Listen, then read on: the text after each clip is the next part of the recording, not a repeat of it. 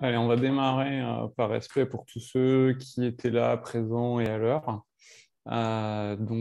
Merci d'être nombreux et présents. On va attaquer direct par la présentation de l'équipe de campagne et puis de chacun d'entre nous. Donc, je me présente, je suis la tête de liste et je suis Stéphane Belay. Je suis accompagné en suppléant de Steren. Steren, Oui, donc présente-toi. ben, je suis Esther Noël, je suis kiné libérale à Quimper et donc je suis la suppléante de Stéphane Belay. Ok, et moi je suis kiné libéral dans la Sarthe, un Pays de la Loire, autour du Mans.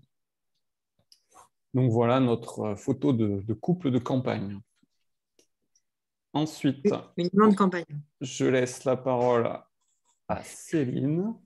Oui, alors moi c'est Céline Marchal, je suis kiné libérale sur Nancy et puis ben voilà, je suis titulaire du deuxième groupe. Du coup, Thomas, je te laisse te présenter. Donc moi je suis Thomas Pratt, kiné libéral à Laon, dans l'Aisne, suppléant de Céline Marchal pour cette élection Carpinco.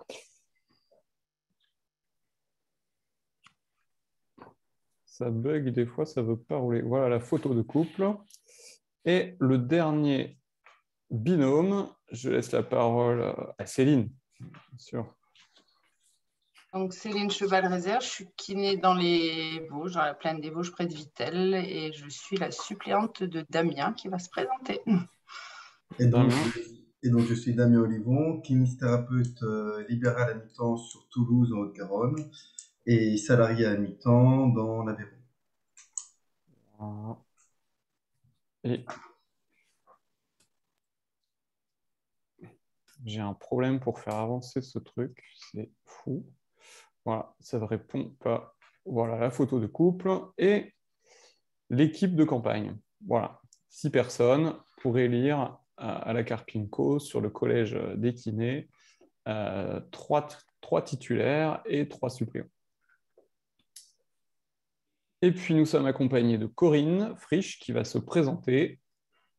Bonjour, moi je suis Corinne Frisch, kiné libérale aussi dans le 54, tout à côté de Nancy, et je suis actuellement élue à la Carpinco depuis 2013 et je suis vice-présidente dans le bureau actuel. Et le bureau va changer à la suite des résultats du dépouillement des prochaines élections. Voilà. Et donc ce soir, on vous a réunis pour parler un petit peu de notre caisse à Carpinco, sans être trop technique, et juste avec un petit quiz pour faire le point sur ce que vous savez ou pas sur notre caisse. Donc voilà, il fait beau un peu partout en France, c'est après le boulot. Moi, je me suis servi un petit Perrier agrumes citrus. Donc chacun peut servir un petit verre, être tranquille. Donc Thomas, je te laisse la parole pour présenter le sondage, comment ça marche. Alors, on a prévu, en même temps que les questions vont défiler, il y aura un sondage à répondre. Donc normalement, je le lance et vous pouvez y répondre en même temps que les questions, avant qu'on donne les réponses de préférence. Ça nous permettra de voir un petit peu les erreurs qui sont faites, là où vous savez les choses exactement. Enfin, pour vous donner une idée de vos connaissances un petit peu sur la retraite, vous allez voir, il y a des questions simples, des questions moins simples. Hein. Voilà. Il y a 2 onglets en bas, je redis pour ceux qui n'étaient pas encore arrivés. Il y a l'onglet discussion, où vous pouvez discuter comme vous voulez entre vous. Nous, ce n'est pas l'onglet qu'on ira voir. Par contre, il y a l'onglet Q&R, questions et réponses, où là, vous pouvez poster vos questions. Et à la fin du webinaire, on y répondra. Voilà. Donc, il faut bien les poster dans l'onglet Q&R. Et c'est vraiment à la fin qu'on y répondra. Donc, dès que vous l'avez la question, hop, vous la postez, puis on y répondra à la fin. Voilà. Voilà. Eh bien, je vous propose de commencer. Et du coup, Damien va ouvrir le bal avec la question 1. Alors, la première question, donc j'espère que vous êtes prêts à répondre sur le sondage que vient de vous expliquer Thomas. Que signifie Carpinco? Ça tombe bien de commencer à se poser cette question parce qu'on va en parler toute la soirée. Donc, on soit d'accord Pas sans montrer la possible. réponse. J'ai un problème Donc, de... voilà. Donc, non, je lis les questions, tu ne les montres pas. Comme ça, on Voilà, dit- c'est ça, mais Tu j'ai veux un vraiment problème, lire les questions, tu les ça montres pas. diffuse très mal. Je suis Que désolé. signifie Carpinco? Alors, réponse A, caisse autonome de retraite et de prévoyance des infirmiers, masseurs kinésithérapeutes et orthophonistes. Réponse B, caisse d'accès à la retraite pour les infirmiers, masseurs kinésithérapeutes et orthophonistes. Ou réponse C, cumul d'argent retraite pour les infirmiers, masseurs kinésithérapeutes et orthophonistes. Voilà, du coup, ça passe une fois que je clique. Donc, je crois, Thomas, que tout le monde a répondu, je crois, avant que la question soit finie Alors, d'être dite. au sondage, il n'y a qu'une seule personne qui a répondu. Ah, Non. c'est les 100% de bonnes réponses parce qu'il n'y avait qu'une réponse. Allez-y, lancez-vous, cliquez sur l'onglet sondage sûrement, et puis essayez d'y répondre. On va laisser passer une vingtaine de secondes, on va dire, pour la première question. Ce n'est pas important s'il n'y a que histoire de se familiariser avec l'outil. Il y a des gens qui jouent déjà à la deuxième question, en fait. Ah, ils trichent. Ouais, ça va être... ouais. Après, il n'y a que 3 personnes qui répondent et que 3 personnes qui répondent. Oui, il n'y a que 3 personnes. Allez, on va... Je donne la réponse. Alors, voilà, je te laisse donner la réponse. Évidemment, cela signifiait caisse autonome de retraite et de prévoyance des infirmiers, masseurs, kinésithérapeutes et orthophonistes. Et donc, à la base, il n'y avait pas les podologues et les orthoptistes. Donc, ceci a été rajouté plus tard. On a gardé le même sigle, mais ces professions ont rejoint la Carpinco plus tard à la base. Et il s'agissait bien donc de la réponse A. C'est important à noter, c'est que c'est une caisse de retraite et de prévoyance, et que le A signifie bien autonome, c'est-à-dire qu'on n'a pas d'aide extérieure pour l'instant, on s'autosuffit. Ce qui veut donc déjà dire qu'on voit bien qu'on peut aborder la retraite et la prévoyance, deux thématiques différentes et complémentaires. Ça marche. Alors, la question 2, si elle veut venir. Voilà. Je laisse la parole à Céline Marchal, par exemple. Eh bien, allez, c'est parti. Donc, la question 2, la Carpinco est une caisse qui est régie par répartition, par capitalisation, par un peu des deux, ou par une solidarité intergénérationnelle et interpro. Allez, on voulait jouer on peut dire qu'il y a plusieurs réponses quand même, on peut les aider un peu, non? C'est possible de répondre à plusieurs questions. Voilà. Ouais. Oh, l'indice. C'est le niveau du quiz quand même. Hein.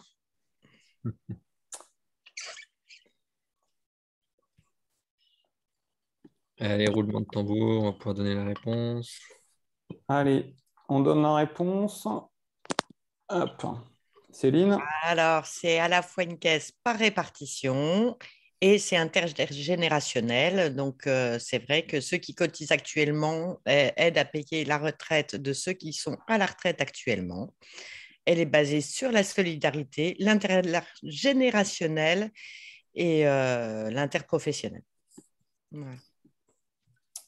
Ok, merci. Alors, on va envoyer la balle pour la prochaine Céline, parce que nous, on a beaucoup de Céline.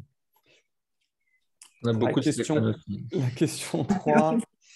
Allez, la question 3 pour Céline Chebal. À combien de régimes cotisez-vous à la Carpinco? 1, 2, 3 ou 4? Alors, ça se corse un peu. Et là, pour le coup, il n'y a pas plusieurs réponses possibles. C'est assez réparti pour l'instant sur le sondage. 30, 10, 20, 40.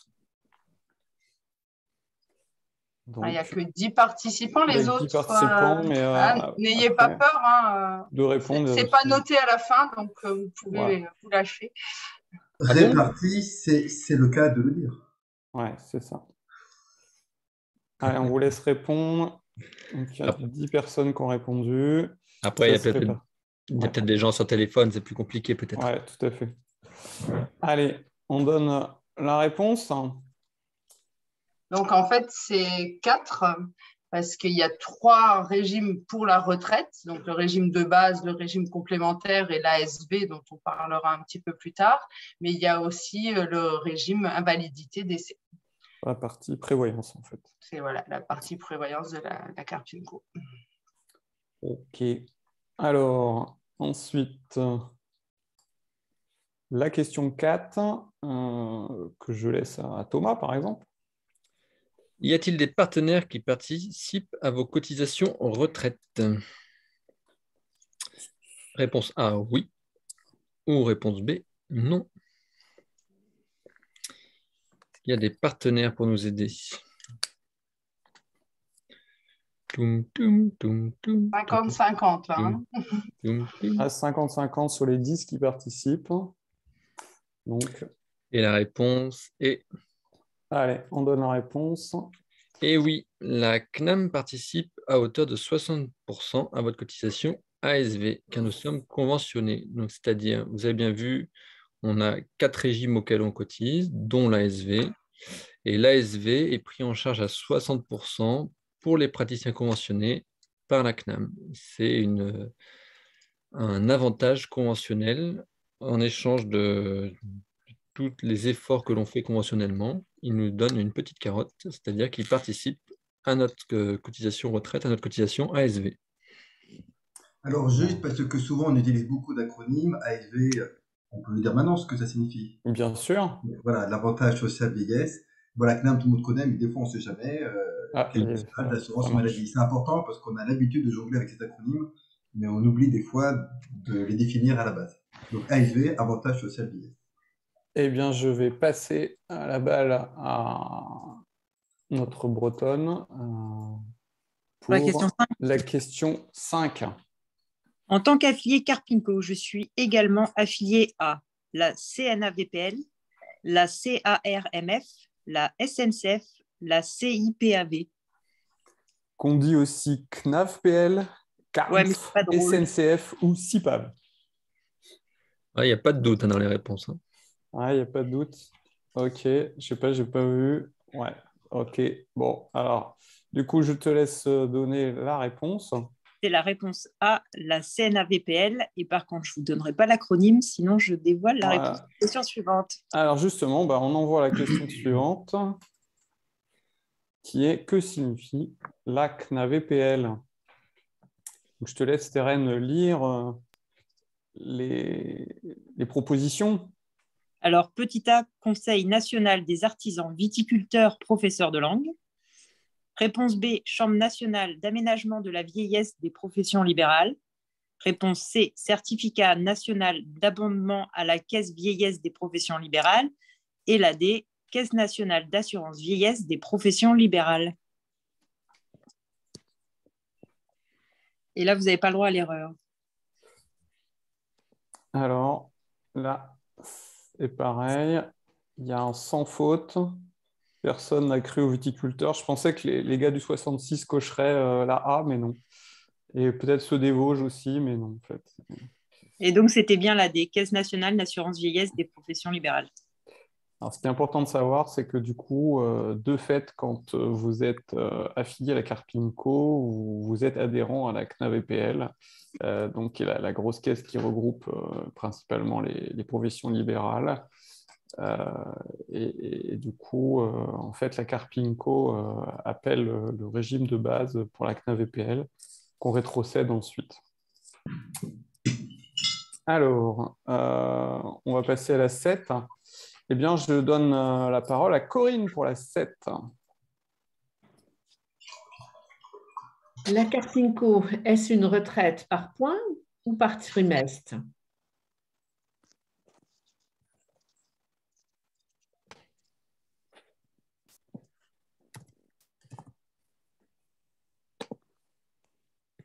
Tout le monde s'est exprimé. Il y a 11 participants. Attention. Alors, j'affiche la réponse. Corinne, je te laisse répondre. Eh bien, pour le moment, en attendant une réforme possible, le fameux RU dont on entendait parler, on ne parlait plus que de points, mais pour le moment, nous avons encore la double peine, c'est-à-dire qu'il nous faut acquérir un nombre de points suffisant pour avoir une retraite en suffisance, en sachant que les points sont proportionnels à vos revenus.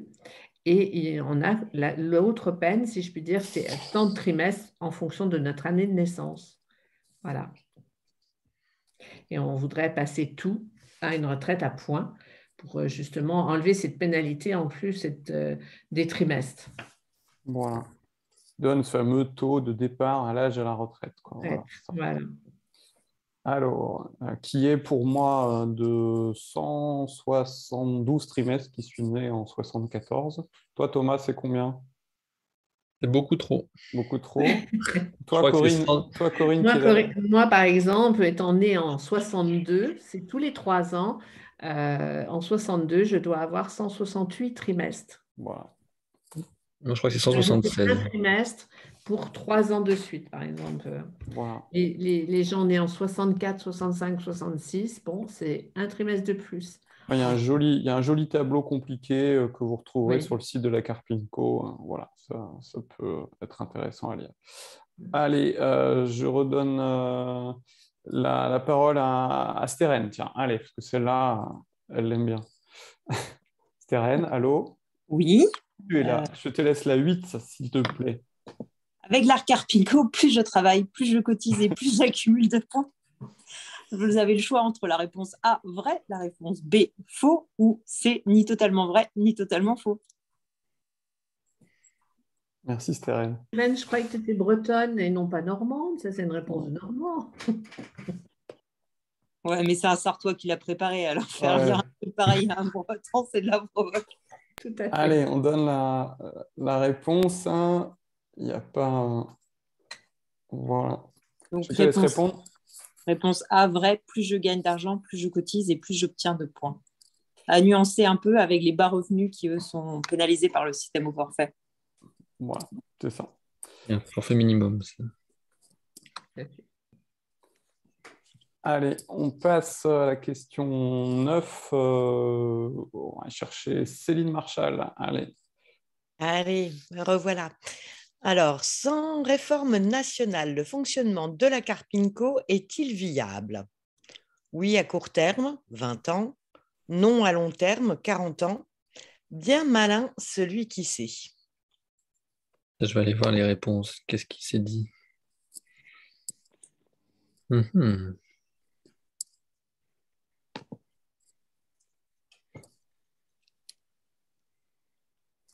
7-4. Donc, on a oui à court terme et bien malin celui qui sait dans les réponses. Alors, la réponse... Eh bien Et- oui, hein, bien malin celui qui sait, hein, parce que il va y avoir, comme on a pu voir, les changements sur les réformes des retraites, ça se fait quasiment à chaque président. Et je pense que d'ici 40 ans, on verra le nombre de présidents et le nombre de réformes arriver avec. Ouais, en fait, un régime de retraite, ça s'évalue sur une longueur assez importante qui peut se rapprocher d'une centaine d'années. Donc, si on regarde notre système actuel de la Carpinco et de nos réserves, on a devant nous une dizaine d'années, donc on peut dire qu'on est plutôt en bonne santé. Par contre, dans 40 ans, il faut des projections d'actuaires pour savoir un petit peu ce qui va advenir de notre caisse. Et puis, voilà, en fonction des changements de règles du jeu, hein, ce qui était proposé par Macron avec la réforme des retraites, eh bien, nos réserves vont aussi changer. Donc, il est important de répondre à ça. Et puis, il y a aussi ce qui a fait évoluer depuis toujours hein, les caisses de retraite, c'est un petit peu nos us et coutumes. Et donc, si demain, on a moins de jeunes qui entrent et qui s'inscrivent à la Carpinco et beaucoup d'âgés, on aura un déséquilibre. Donc ça, il faut veiller à ça. Et puis, en fait, c'est notre histoire qui le dira, qui l'écrira, quoi. Oui, pour le moment, on a 2,9 cotisants pour un retraité. Donc, effectivement, il ne faut pas que les jeunes arrêtent trop vite et demandent trop vite leur retraite. Et il ne faut pas que les retraités actuels, enfin, les futurs qui veulent leur retraite cette année, ne demandent trop tôt, quoi, en fait. Voilà. Sinon, Ouais, Il fallait dire, Corinne, qu'il ne fallait pas que les retraités vivent trop longtemps. Oui. c'est ça. non. Non, on n'a pas dit ça. On n'a pas dit ça. Je n'ai pas dit ça. Et je me souviens quand je suis entré en 96 à la caisse de retraite, on devait être quelque chose comme 10 actifs pour un retraité. Donc comme quoi, vous voyez, en 25 ans, ça s'inverse un peu. Donc, affaire à Un suivre. Pépi boom ou papy boom. Ensuite, voilà, cette diapo veut bien dire qu'il y a deux problématiques différentes. Il y a comment nous-mêmes, la profession, gérons, enfin, les professions de la Oui. Capeco gèrent leur caisse. C'est une chose sur laquelle on peut avoir la main et quand même un minima de visibilité, même si on ne sait pas la population qu'on sera dans des sous-battants. Et il y a autre chose qui est la partie purement politique, purement gouvernementale. On voit bien que là, il vient d'avoir une élection et on ne sait pas ce que le gouvernement et les gouvernements successifs décideront. Et justement, on s'est longtemps battu aussi pour que ce soit des professionnels qui gèrent leur propre caisse. Je crois que c'est important de le préciser. Et le point positif, c'est qu'on a une forte démographie là-dessus. On a une forte rentrée de cotisants, toutes les 5 professions confondues. On est de plus en plus à rentrer dans le monde libéral. Donc, heureusement, on arrive bien à compenser les recettes via vos cotisations et les départs, c'est-à-dire via les pensions de retraite reversées. Ça s'équilibre, heureusement. Et disons que notre caisse fait quand même des envieux. Il y a quand même d'autres caisses qui vont plus mal que la nôtre. Tout à fait. Alors, je passe à la question suivante. Je la donne à l'autre Céline Chebal. La partie prévoyance de la Carpinco donne des droits sur le versement d'un capital décès, une majoration par enfant à charge et une pension éducation jusqu'aux 26 ans de l'enfant, des indemnités journalières et des prestations d'invalidité si besoin, un fonds de solidarité en cas de difficultés financières, de besoin d'aide ménagère ou autre. Alors, on a 16 participants maintenant, c'est bien. Ah ouais, ça augmente 17 bien. participants, c'est bien. Merci de 18. participer. Il y en a, ils ont attendu les réponses avant de répondre, en fait. Voilà. On est 20 à participer, c'est mieux. On a doublé notre curseur. OK. 21, oh là là. 21, c'est bien. On vous laisse continuer à participer si vous voulez. Peut-être que ça validait que quand tout le monde avait répondu aux 10 questions, c'est pour ça. Ouais, peut-être, je ne sais pas. OK. Donc là, on est pas mal. On laisse la réponse. Hop, voilà, j'ai mis fin au sondage. Donc, en fait, les 4 sont vrais. Alors, très souvent, les indemnités journalières, ça, tout le monde le sait. Le capital décès, la plupart des gens le savent. La majoration pour les enfants, il y en a beaucoup qui ne le savent pas. Et le dernier, le fonds de solidarité, il y a très peu de gens qui le savent et qui quand ils sont en difficulté, le demandent. Corinne, Corinne, je te laisse peut-être en dire un peu plus sur ce fonds de solidarité. Oui, je précise d'autant plus qu'il faut par contre être à jour de vos cotisations. Et ça, si vous n'y êtes pas, vous ne pouvez pas prétendre à ça. Et il y a des situations dramatiques à l'issue de ça quand on se rend compte qu'il y a des demandes et on ne peut pas verser d'argent parce que vous n'êtes pas à jour de cotisation.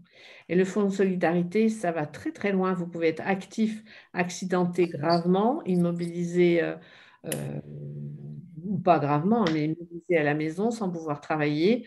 Nous sommes là aussi pour vous aider financièrement.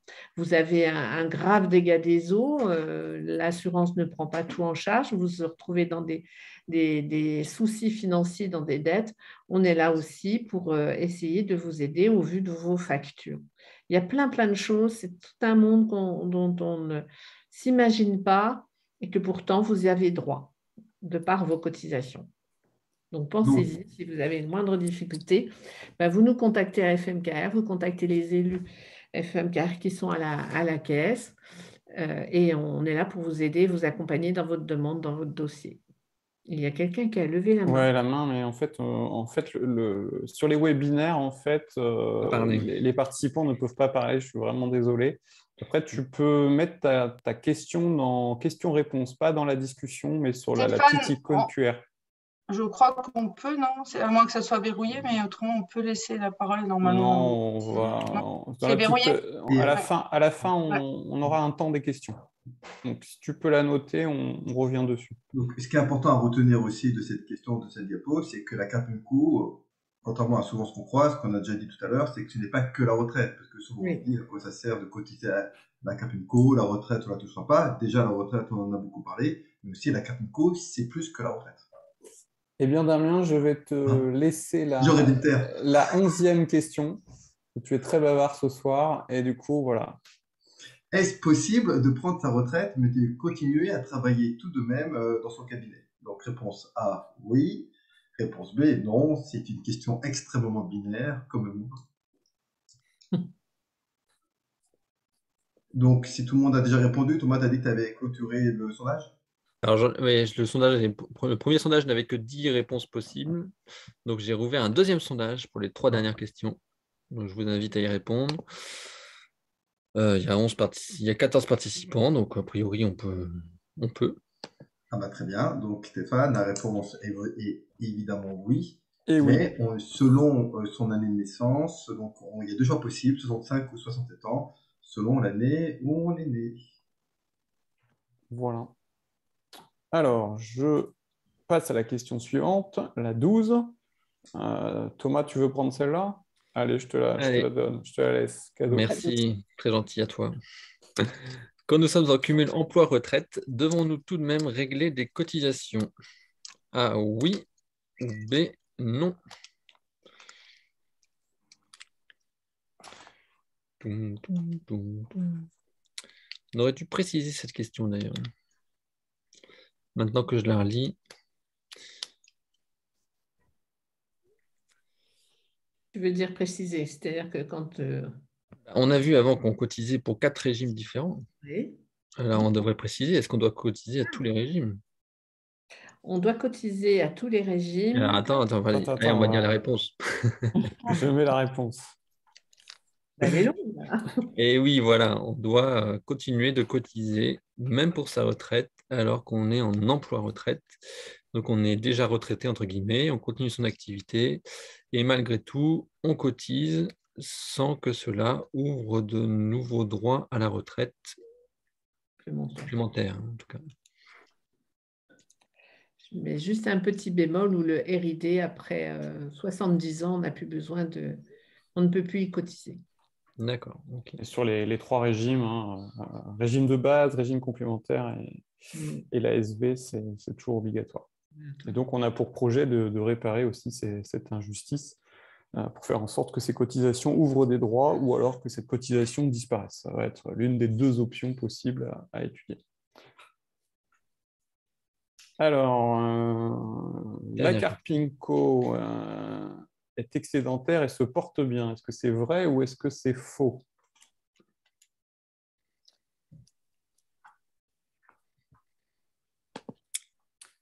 Voilà, tout le monde s'est exprimé. Donc, à 87%, vous avez dit vrai.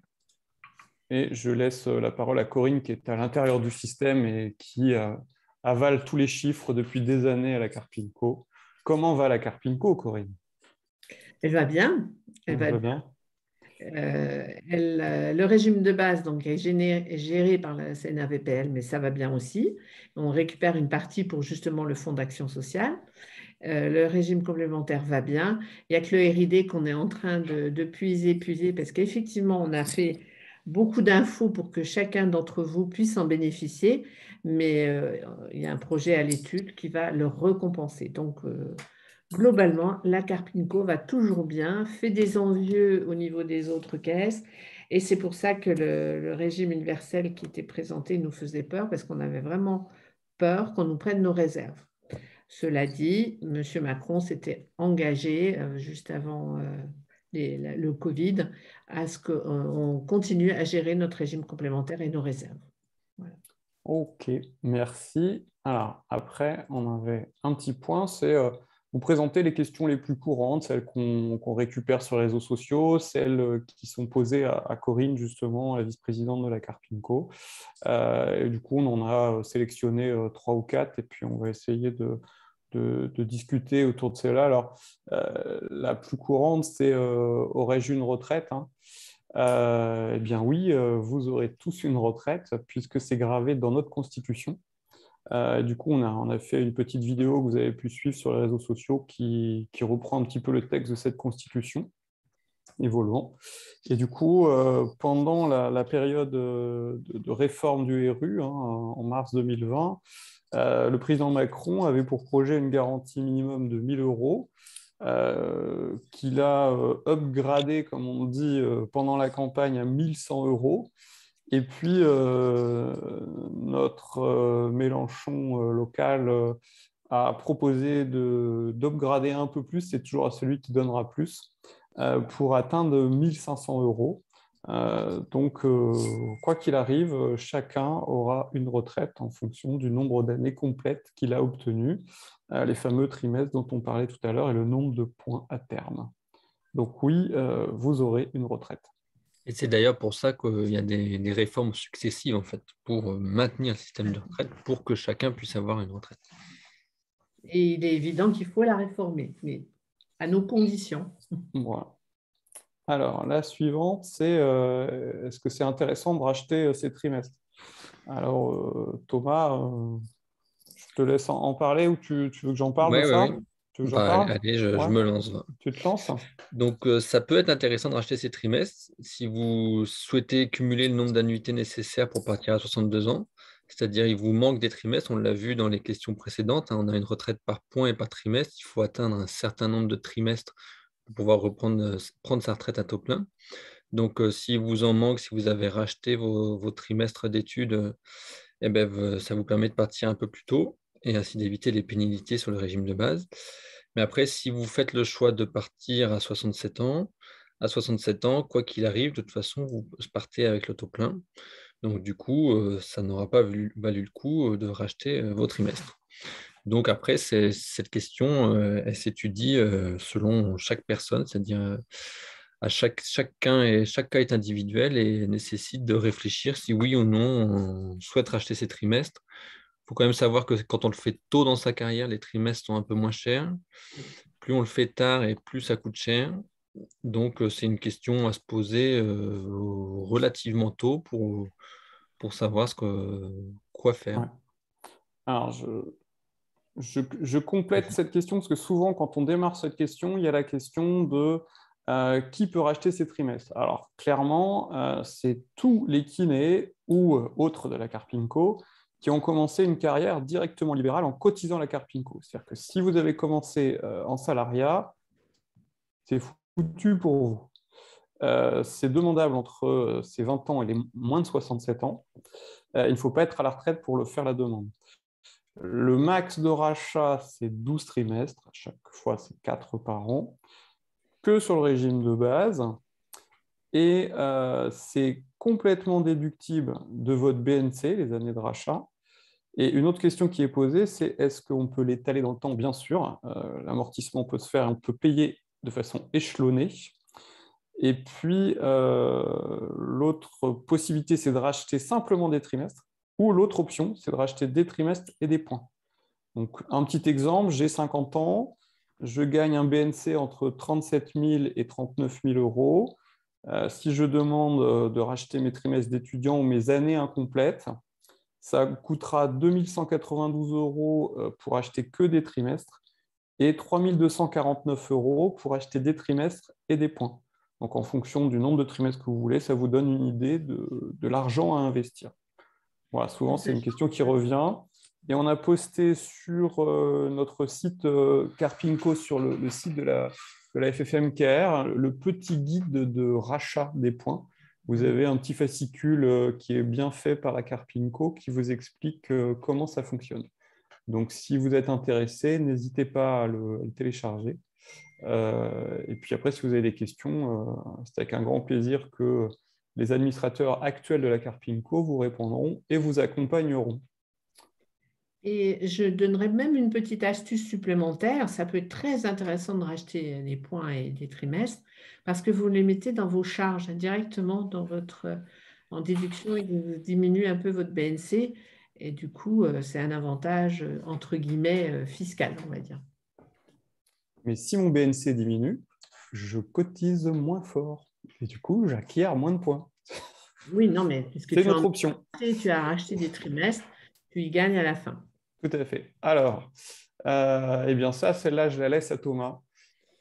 C'est pourquoi avez-vous négocié un abattement de 30% de CGRDS lors de la réforme des retraites?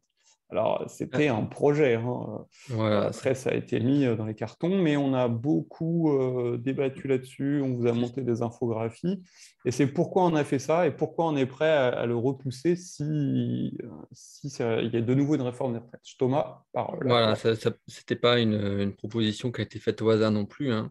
Donc, premièrement, c'est que ça a été fait pour réparer une injustice entre les salariés et les libéraux.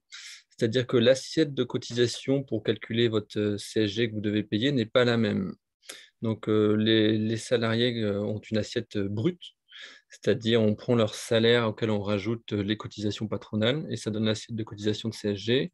Et nous, c'est super brut, c'est-à-dire on prend notre BNC auquel on rajoute nos cotisations obligatoires et auquel on rajoute nos cotisations facultatives, donc Madelin. Donc, l'assiette de cotisation pour calculer votre montant de CSG est plus important. Donc, avec cet abattement, c'était pour rattraper ce décalage. Ensuite, donc, la compensation, on baissait la CSG parce qu'on augmentait la cotisation retraite. Donc, ça faisait un effet de balancier, c'est-à-dire avant, je payais 100 euros, 70 euros de CSG, 30 euros de Carpinco. Après, avec l'abattement de CSG, vu qu'il y avait une augmentation de Carpinco, on payait 50 euros de CSG, 50 euros de Carpinco, ça faisait toujours 100 euros de cotisation sociale. Donc, ça revenait au même.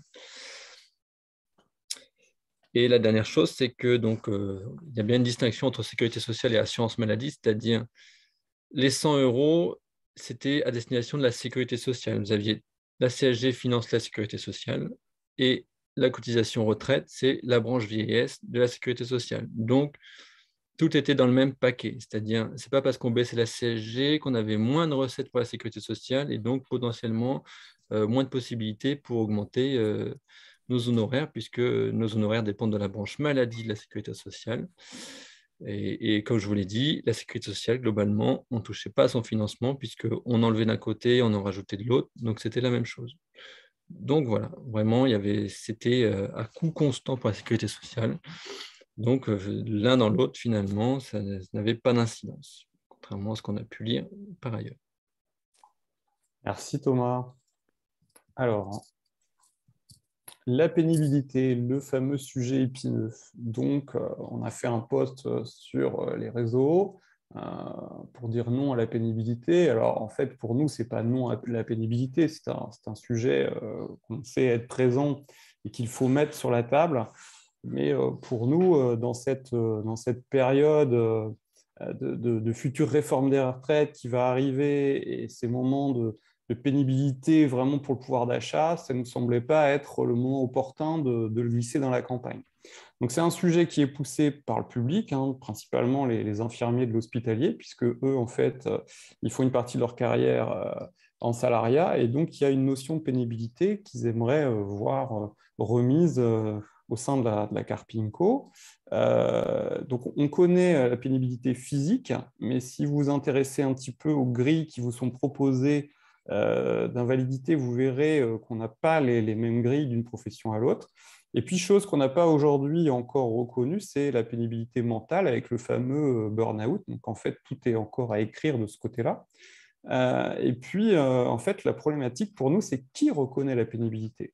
Puisqu'on n'a pas de médecine du travail. Donc, à un moment, qui dit tu es malade et tu es dans un cadre de pénibilité et tu rentres dans une grille qui va t'octroyer des choses?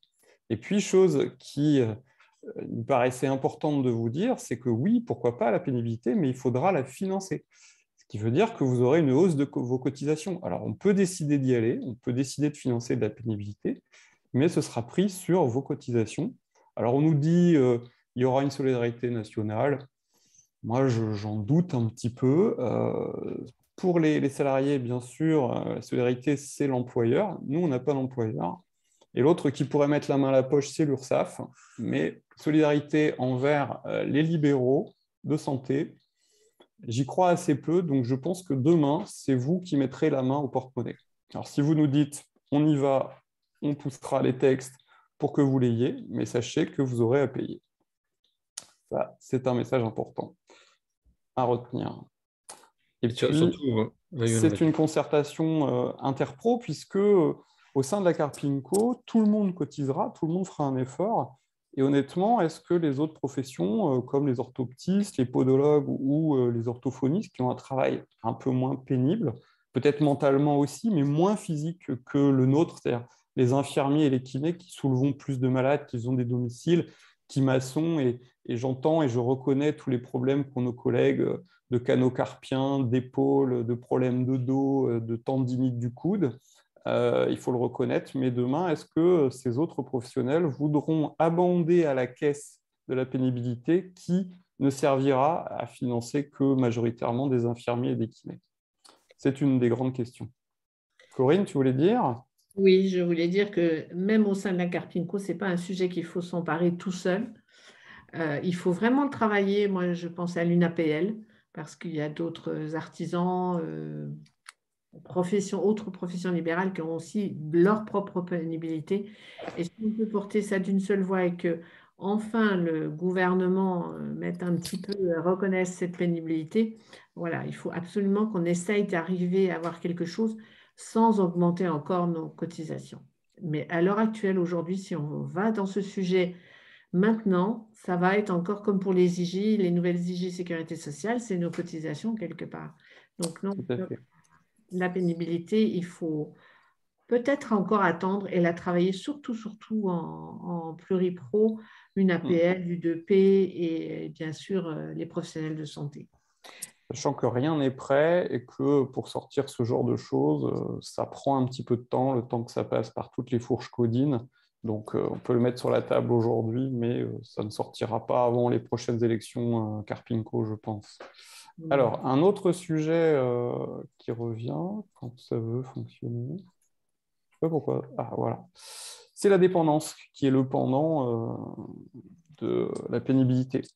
Puisqu'en fait, on va tous vivre un peu plus vieux, mais on sera en perte d'autonomie à un moment, on faudra peut-être être placé en EHPAD, faire du maintien à domicile. Et aujourd'hui, avec les petites retraites que nous avons, est-ce que les kinés et tous les affiliés Carpinco auront les reins assez solides pour payer leur dépendance? Et la question se pose de financer aussi la dépendance.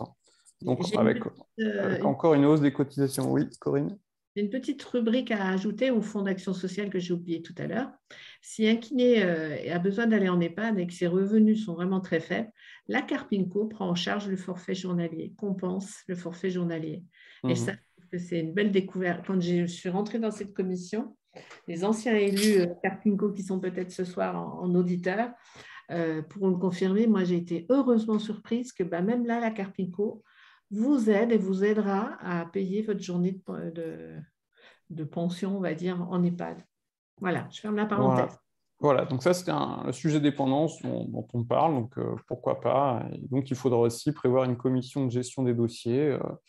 Qui est éligible, quels sont les taux de revenus, et donc écrire les règles pour distribuer ces fonds. Mais donc, du coup, il y a actuellement des fonds, mais je pense que si demain, l'intégralité de nos papy boomers vont à l'EHPAD et n'ont pas les moyens de financer, je pense que le fonds d'action sociale va exploser. Donc, il faut bien prévoir une autre caisse qui peut être celle-ci. Donc, la dépendance, à côté de la pénibilité, c'est un autre sujet. Et moi, je pense qu'il est plus important, celui-ci, que la pénibilité. Je confirme. On voulait vous en parler ce soir, parce que souvent, il est un peu méconnu. Alors, des pensions faibles chez les kinés, Thomas, on en parle un peu, on nous alerte sans cesse sur les réseaux, je ne gagnerai rien. C'est ça, on dit, moi, je vais partir à la retraite, mais j'ai cotisé toute ma vie des sommes astronomiques, et quand je prends ma retraite, j'ai rien. Donc, c'est vrai qu'on se compare toujours aux autres, aux salariés, aux fonctionnaires, aux commerçants, aux agriculteurs, mais chaque cas est unique. Et notre carrière définit notre poisson de demain, c'est-à-dire, comme on l'a vu avant, plus je travaille, plus je cotise, et plus j'aurai une retraite importante. C'est-à-dire, si toute ma vie, j'ai travaillé un petit mi-temps, évidemment que ma retraite sera en conséquence. Et inversement, si toute ma vie, j'ai travaillé du lundi au dimanche, 8h, 20h, j'aurai cotisé en conséquence et ma retraite sera pareille. Et il y a les parties incomplètes. C'est-à-dire que des fois, ça peut arriver, des accidents de la vie qui font qu'on a des années incomplètes, on a vu tout à l'heure, qui sont possibles d'être rachetées dans les conditions qu'on a évoquées tout à l'heure. Et donc, Donc, il faut savoir quand même que les salariés ont une cotisation à 28% de leur revenu, dont 60% est pris par l'employeur. Nous, notre employeur, c'est nous-mêmes, hein, donc et nos cotisations sont de 17% pour le kiné libéral. Donc, on voit qu'on cotise 11 points de moins par rapport aux salariés. Donc, évidemment, les pensions sont en rapport avec l'effort de cotisation, c'est-à-dire vu qu'on cotise moins que les salariés, on aura une retraite qui sera inférieure à cotisation égale, en fait. C'est pour ça que pendant la réforme du RU, on n'a pas décidé d'aller dans la rue pour brailler avec SOS Retraite et dire non à cette réforme et râler. On est allé à la table des négociations pour comprendre les règles, leur faire prendre conscience de ces éléments-là, puisqu'on leur a dit clairement, demander aux professionnels d'augmenter de 11% leur cotisation, ça ne va pas être possible. Donc, c'est comme ça qu'on est arrivé à cet abattement de CSG dont on a parlé tout à l'heure et qu'on travaillait sur un autre cliquet qui était l'ASV, ce qui fait que si cette réforme avait abouti, vous auriez eu une augmentation de 1 à 2% de vos cotisations pour avoir des prestations de retraite meilleures. Et du coup, les syndicats, et majoritairement la FFMKR au travers de la FFPS, sont allés moult fois au HCRR, au ministère de la Santé, puisqu'on dépendait du ministère de la Santé, parler de ces sujets autour de la table et fait basculer pour que vous obteniez le meilleur. Et donc, pour vous donner un petit exemple, parce qu'on dit souvent que notre caisse n'est pas terrible, en fait, elle a un rendement de 10%. Alors, c'est juste de la gymnastique mentale. 10%, ça veut dire que quand je suis en retraite, il me faut 10 ans pour récupérer mes cotisations. Donc, en gros, si j'ai une pension de 2 000 €, sur un an, je récupère 24 000 €. Donc, sur une période globale de 10 ans, c'est 240 000 € qui me seront versés. Et si je ramène ça à une cotisation sur 43 ans, vous voyez, ça fait une cotisation de 5 581. Donc aujourd'hui, vous cotisez à peu près autour de ce chiffre-là pendant 43 années, et en 10 années, vous le récupérez, en fait. Donc c'est un rendement plutôt fort. Et en fait, aujourd'hui, on a des demandes de la tutelle et de la DSS, notamment, pour ramener ce rendement à 4,94, c'est le taux actuel, c'est-à-dire faire en sorte que vous récupériez vos mises, qui ne sont pas récupérées puisque vous financez pour le petit jeune, enfin le petit jeune finance pour vous qui êtes en retraite, mais pour vous récupériez vos mises directement en 25 ans, soit beaucoup plus longtemps. Donc voilà un petit peu comment ça marche, la pension faible chez les kinés. Donc elle n'est pas trop mal quand même par rapport à l'effort de guerre. Elle paraît faible, mais elle est à mettre en lien avec finalement la cotisation qui semble importante parce que nous, on paye tout. On la paye directement et qui finalement n'est pas si importante, pas aussi importante que pourrait l'être celle des salariés, etc. Le salarié a une part patronale qui est prise en charge par le patron, mais quand même à 28%. Alors que pas de patron. Nous sommes à 17 et quelques. Voilà. Nous, on a l'ASV, mais l'ASV, dans nos cotisations, c'est quand même un montant qui est relativement peu élevé par rapport à l'ensemble des cotisations. Et c'est pour ça aussi qu'on avait pour projet d'augmenter la part prise en charge par la CNAM dans l'ASV. Alors, au jour d'aujourd'hui, on descend tout doucement, mais on n'est plus à 10%. Oui, ça baisse, mais j'ai pris ce chiffre parce qu'il est simple, il est facile. 10%, 10 ans, c'est facile à retenir. Voilà. Alors, du coup, hop. Voilà, c'est le moment de vos questions. Alors, j'ai vu qu'il y avait des questions dans le chat. Alors, Corinne a déjà répondu dans le chat, mais je vais répondre je vais reposer la question pour tout le monde. Est-ce que les enfants valident des trimestres ou des points sur la retraite? Alors, vas-y, Corinne. Oui, tu peux redire la question, Thomas? En fait, quand tu as des enfants, est-ce que ça t'apporte des trimestres et des points? Oui, on a 8 trimestres par enfant. pour les dames. Il y a une autre réforme aussi. Si vous avez déclaré l'enfant avant l'âge de ses 4 ans à la Carpinco, vous pouvez aussi décider pour les enfants nés après 2010, de mémoire, vous pouvez décider aussi de donner 4 trimestres au papa et 4 trimestres pour la maman. Ou alors, les mamans gardent tout pour elles. C'est souvent ça, en fait. Les mamans gardent tout pour elles parce que les garçons ne savent pas qu'il faut déclarer avant 4 ans. Attention à ce que tu dis, Stéphane. Allez. Oui, attention. Une autre question. Est-ce que l'on peut prendre sa retraite et faire des remplacements occasionnels? Eh bien oui, bien sûr. Ça s'appelle le cumul emploi-retraite. Donc, tu auras des cotisations, bien sûr, sur ces éléments-là. Mais il est possible d'être demain retraité et de faire des remplacements pour rendre service, comme ça a été le cas pendant le Covid, et puis mettre un peu de beurre dans les épinards pour augmenter sa prestation. C'est possible. Très bien. Et c'est bienvenu d'ailleurs. Petit bémol, faites attention quand même. Si vous remplacez 8 jours par-ci, par-là, calculez bien, parce que si vous devez quand même payer des cotisations Carpinco, ça fait cher quand même si vous ne travaillez pas beaucoup de l'autre côté. Voilà, il faut vraiment chacun encore particulier. Si vous souhaitez faire ça, rapprochez-vous d'un conseiller de la caisse qui vous donnera à peu près la façon de faire pour payer à minima.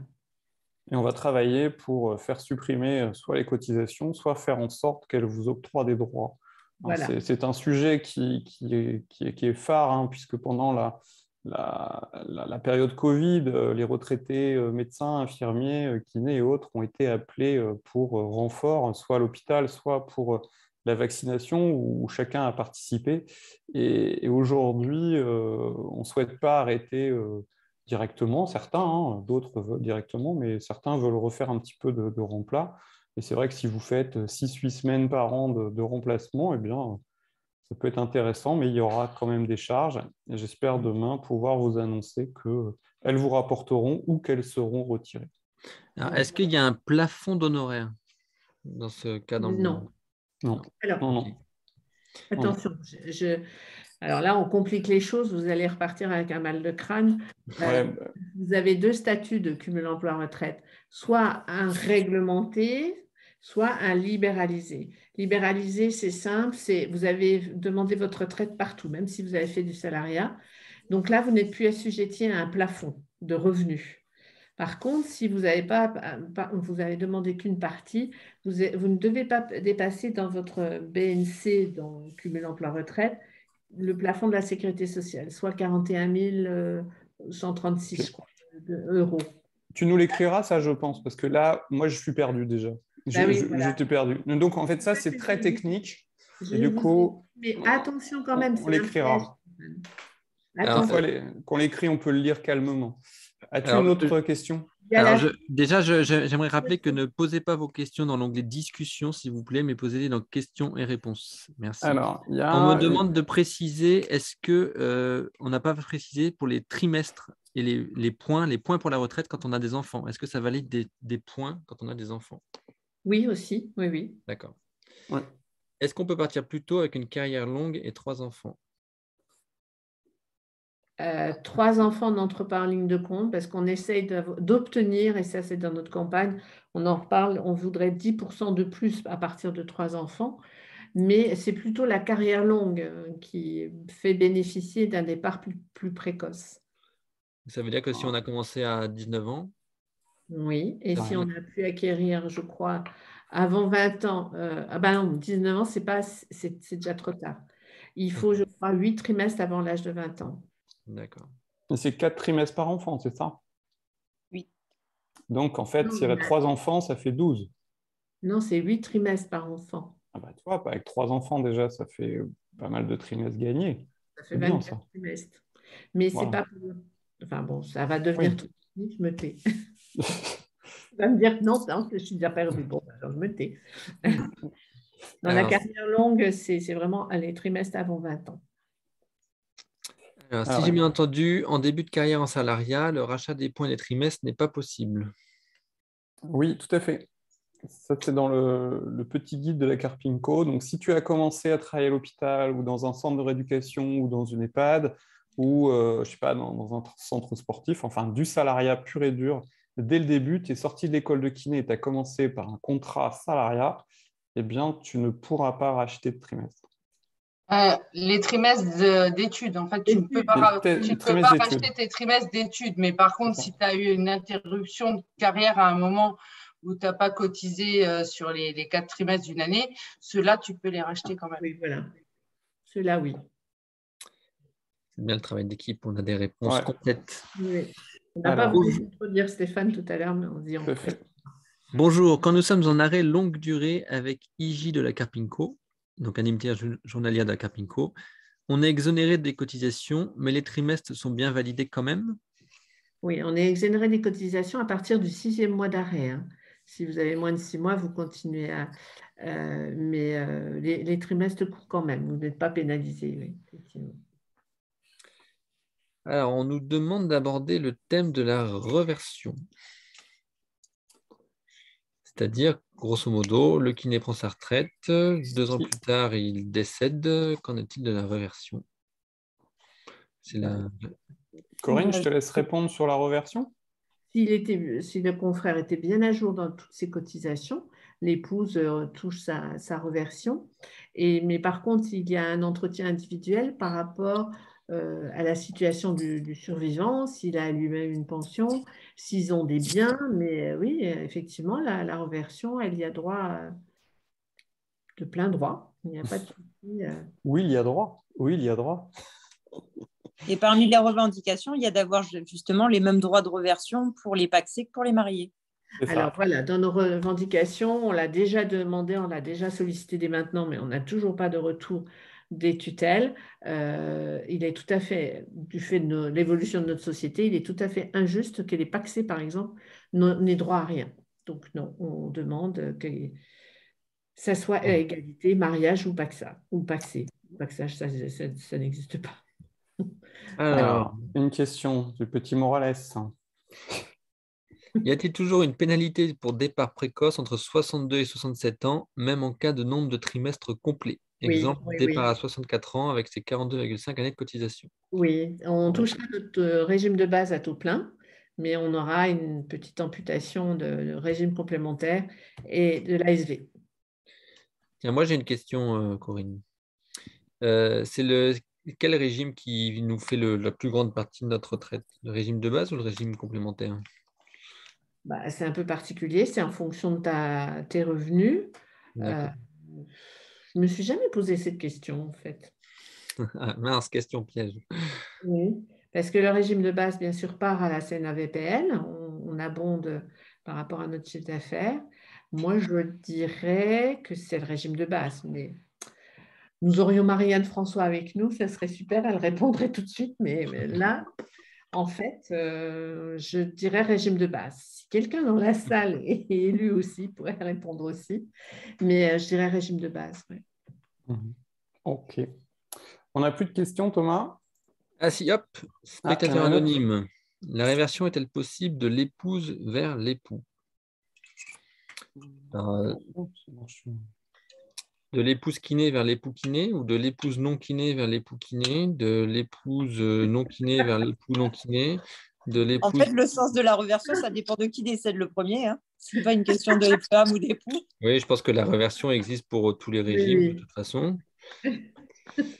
Et après, oui, il n'y a pas de souci. Hein. Enfin, il y a… C'est le survivant qui bénéficie de la reversion. Pour la question précédente, j'ai quelqu'un dans la salle qui m'envoie un SMS, il me dit non, c'est le RC, il n'y a pas photo. Bon, si c'est le régime complémentaire, j'avoue que je ne me suis jamais posé la question, je n'ai pas fait attention. Alors, on a une autre question. Pour avoir 1 500 € par mois à la retraite, il faut avoir un BNC moyen durant l'activité de combien? Wow, ça, c'est très technique. Attends, Stéphane, tu as ton taux de reversion à 10%. Là. Fais ton calcul, prends ta calculette. Ouais. 1500 fois 10 fois 12, 180 000, que tu divises par 43,5, il faut cotiser 4 137 € par an. Et il faut combien de revenus pour cotiser à 4 137? C'est un petit revenu, je dirais. Mm. C'est un revenu, oui, par rapport au fameux pass, Oui, en dessous du pass. en dessous du pass qui est il change tous les 41 ans. 136. 41 136 cette année. Donc, le fameux Bon. pass, hein, c'est Allez, le au doigt fonds mouillé. d'assurance. Voilà. Au doigt mouillé, il faut un BNC moyen de 35 000 euros. Ouais, 35 000, allez. Oui, voilà. Non, en partant à 67. Voilà. Et réponse non contractuelle. Hein. Ouais, non, ouais, tout à fait. Alors, Voilà. allez-y, posez vos questions, c'est le Mais moment. n'hésitez Hein. pas, je reviens à la personne qui a posé cette question, mais dès maintenant, même si vous avez, je ne sais pas, moi, Oui, 4 il y a ans, le vous pouvez aller simulateur. faire une simulation. Ça vous Alors, donnera... reparle du simulateur, Corinne. Présente le simulateur. Pourquoi? Qu'est-ce que tu veux que je Eh présente? ben non, c'est juste pour informer qu'il existe un simulateur Oui, à la oui. Carpinco. Il suffit d'aller cliquer dessus, même si vous Allez êtes dans très votre- jeune, et vous cliquez, donc ça retrace votre carrière et ça vous fait une projection. C'est ce que l'on s'est amusé à faire. Donc moi, je sais que par exemple, si je pars à 64 ans, j'aurai 1384 euros. En ayant fait une carrière pleine depuis le début, avec un peu plus d'un pass tous les ans. Et si je vais jusqu'à mes 67 ans, j'aurai 2039 euros. Donc voilà, ça me permet de savoir où je vais. Mais sincèrement, allez-y, amusez-vous à y aller. Vous allez bien sûr dans votre espace personnel en premier et là, vous avez toutes les simulations possibles. Et surtout, ça vous permettra déjà de vérifier vos années aussi de cotisation en salariat. Normalement, vous devez tous les retrouver, même quand vous étiez étudiant à 16 ans et que vous faisiez des petits jobs d'été. Voilà. Oui, Ok. d'ailleurs, moi, j'ai été très surpris à 35 ans, je crois, de recevoir mon relevé de carrière Ouais. avec mes trimestres étudiants. Et c'est vrai que c'est quand même intéressant. Après, dans le simulateur, on peut les rentrer, etc. Et on peut vraiment voir sa retraite plus tard. Alors, avec les critères d'aujourd'hui, évidemment. Moi, j'ai 35 ans, donc ça a le temps de changer d'ici là. Mais Et c'est vrai que avec les quand mêmes on... revenus d'aujourd'hui, enfin de Oui, l'année bien dernière. sûr. Et ça permet de, enfin, j'imagine, quand on a 50 ans, on peut déjà anticiper, est-ce que je peux freiner un peu ou pas, etc. Si je freine beaucoup, est-ce que ça va avoir un énorme impact ou pas? Donc, c'est assez intéressant quand même. Alors, Ah, comme il n'y a tiens, plus de questions, si, il y en a encore une une, il y en question. a une. L'année du service militaire compte-t-elle? Alors oui, celle-ci, elle compte. Il faut juste retrouver ces justificatifs et les envoyer à la Carpinco qui la prend en compte. Et dernière question que je prends, parce que ça fait une petite heure qu'on est là, on ne veut pas trop vous garder longtemps. Si on a fait un remplacement salarié de 6 mois en début de carrière et tout le reste en libéral, le rachat est-il possible? Comment se calcule la part de cotisation complémentaire? Alors, ça, c'est une question Et on a un fait peu un début de piège. carrière en salariat et tout le reste en libéral, c'est ça? Je répète la question en fait. Oui, c'est ça. En fait, c'est en fait un remplacement en salariat. Donc, en fait, c'est vraiment une activité salariée. Que tu sois remplaçant ou pas, c'est salarié. Donc, en fait, ça revient à dire que tu peux racheter tes années incomplètes, mais pas tes années d'études. Parce qu'en fait, tu as démarré par du salariat. Que tu sois titulaire ou remplaçant, tu as fait du salariat. Et donc, comment se calcule la part de cotisation complémentaire? On a trop la question. Je ne comprends pas la question. En Non fait, plus. celle-là, je Une ne peux partie pas. forfaitaire, on paye une cotisation pour le régime de complémentaire, je suppose. Il y a une partie forfaitaire Hmm. et il y a une partie proportionnelle en Ouais. fonction de... En fait, on cotise d'office au régime de base et à la Carpinco, la complémentaire est intégrée, contrairement au cadre où des fois il y a une complémentaire qui est à côté de leur régime de base. Et en fait, dans cette complémentaire, il y a une cotisation forfaitaire et au-delà d'un certain BNC, s'applique une proportionnelle de X%. Voilà.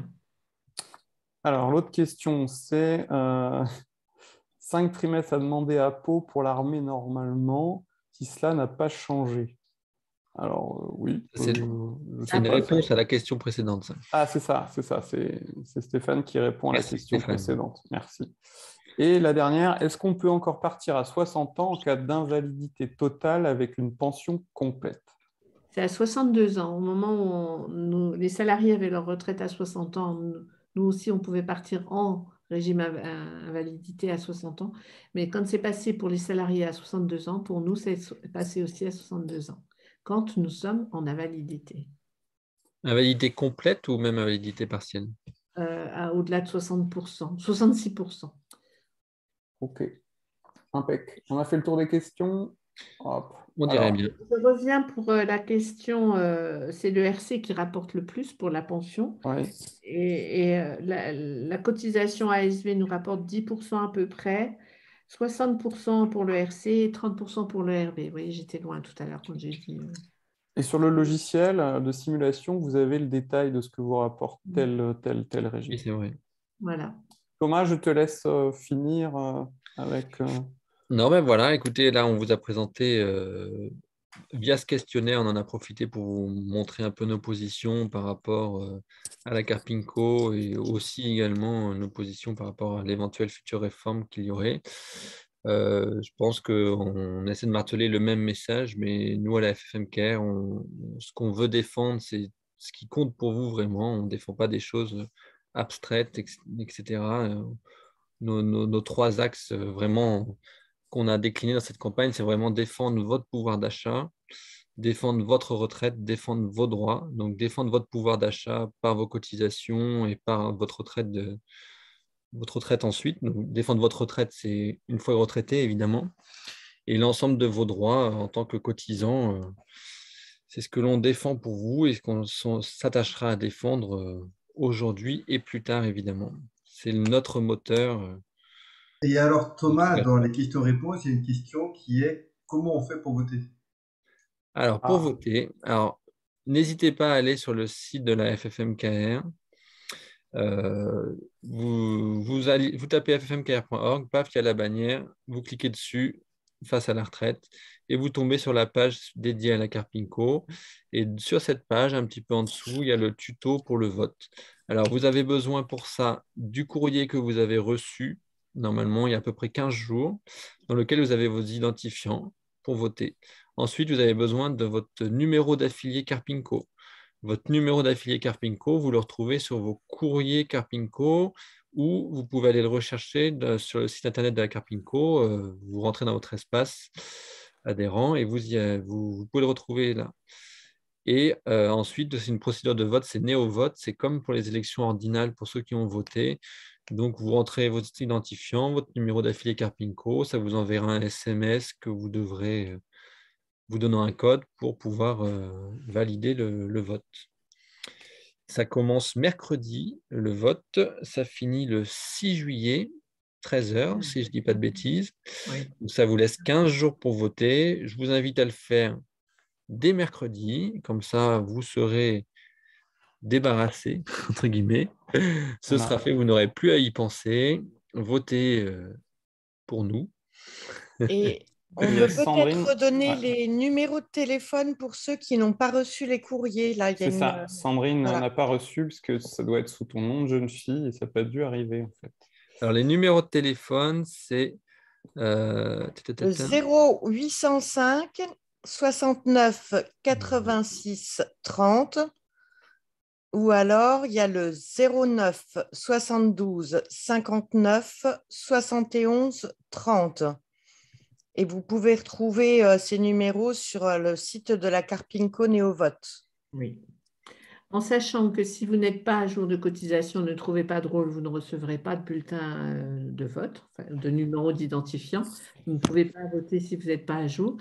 Et le souci aussi, c'est qu'apparemment, toutes les épouses ont reçu, c'est Néovote qui a fait ça, sous le nom de jeune fille. Et forcément, le facteur, il ne vous a pas déposé ça dans votre boîte aux lettres parce que votre nom de jeune fille n'est pas noté sur la boîte aux lettres. Je trouve ça stupide. Donc, si vous êtes concerné par ce cas, allez sur le site d'un Carpinco et contactez Néovote via les 2 numéros de téléphone où il y a une adresse mail aussi et il vous renvoie très rapidement vos identifiants. Mais encore une fois, il n'y a pas que ceux qui sont mariés qui n'ont pas reçu, il y a aussi des hommes qui n'ont pas reçu. Donc voilà, ne vous fixez pas trop sur le fait d'être marié ou pas marié. Si vous ne l'avez pas reçu, on vous a mis dans la discussion les 2 numéros de téléphone que vous pouvez joindre. Il y a aussi le site de la Carpinco. Voilà. De toute façon, n'hésitez pas à nous envoyer vos questions si besoin. Je vous laisse mon mail également dans la discussion. Vous pouvez m'envoyer un mail, il n'y a pas de problème. J'y répondrai le plus rapidement possible. Ou je vous redirigerai vers la personne qui saura y répondre. Odile, c'est pour ta dernière question. On va pouvoir vous laisser, mais Odile posait une question. Si on n'a pas le taux plein à 67 ans, comment est notre retraite? Donc, il faut qu'elle aille sur son simulateur parce que chaque cas est vraiment particulier. Elle aura peut-être une bonne surprise en allant sur son simulateur et sinon, ben, soit elle prend le parti de travailler plus longtemps, mais c'est épuisant, soit, bah, ma foi, une autre retraite, ça peut être un peu tard, c'est un peu dur de dire ça, mais je sais pas, souscrire à des assurances retraite. On sait quel est le montant de la décote par année manquante ou pas? C'est pour l'ASV, c'est 5% par an et 4% pour le régime complémentaire. Et tout ça. Donc, c'est gros hein, quand même, ça fait bien sûr. un sacré manque. Hein. Et Moi, ça, c'est si on part entre 62 et 67. À partir de 67 ans, normalement, c'est taux plein. Oui, 67 ans, c'est tôt plein. Oui, normalement. Mais là, elle demande après 67 ans. Elle est à tout plein, 67, après 67 oui, mais si elle n'a pas tous ses trimestres, en fait. Voilà, cette fameuse double peine du nombre de trimestres. Et c'est vrai qu'avec la réforme de la retraite, on espère voir disparaître ces trimestres.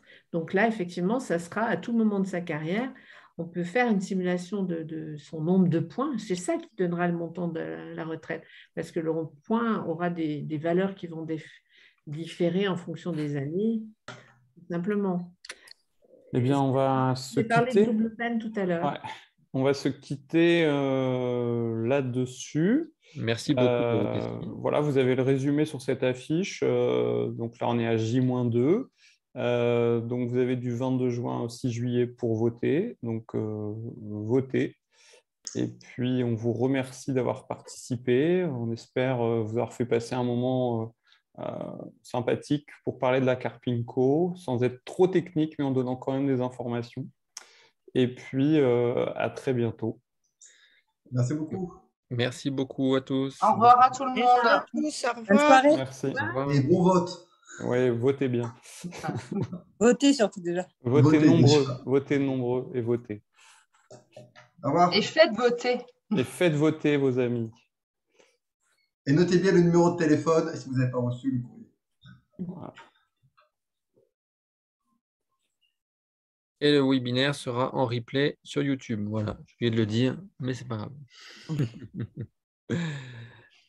Allez, bonne soirée à tout le monde. Au revoir. Soirée. Au revoir.